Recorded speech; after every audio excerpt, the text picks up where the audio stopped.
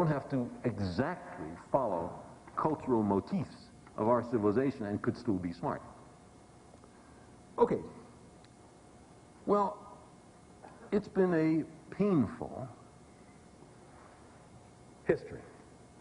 And the pain is still with us. Many people compare this idea of a universe unstructured for us with the idea that comforting, helpful, warm, friendly, family-oriented universe in which everything was done for us.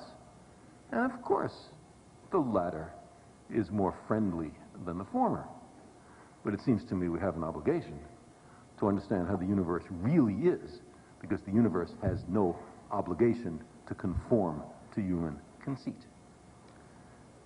I'd like now to narrow the focus and talk about a particular question which, as I said before, most people believe, and for good reason, they know the answer to, and that is there intelligent life on Earth?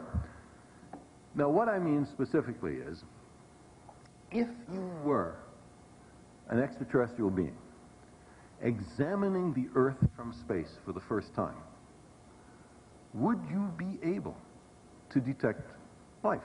How easy would it be? Would you detect all the aspects of life we consider important, or just some minor or frivolous aspects of life? Now, this is something that I enjoyed speculating on for many years, but of course difficult to actually do until there was a kind of failing in NASA.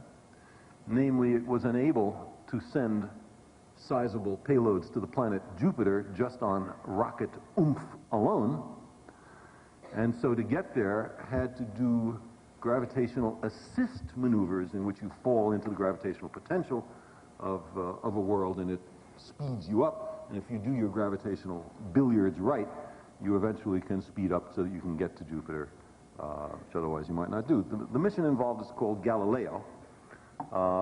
It's on its way to Jupiter, and it made 2 close passes to the Earth. By close, I mean a few hundred kilometers from the surface, and 1 close pass to Venus, as I say, only as a propulsion maneuver. But it seemed to me that here was the opportunity I'd been waiting for.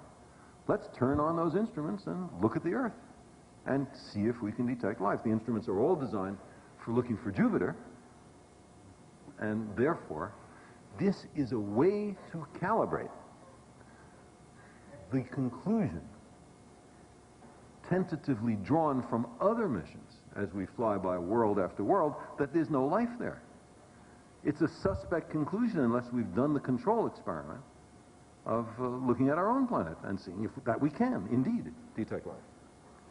So in the remainder of this talk, I'm going to mainly use the Galileo results.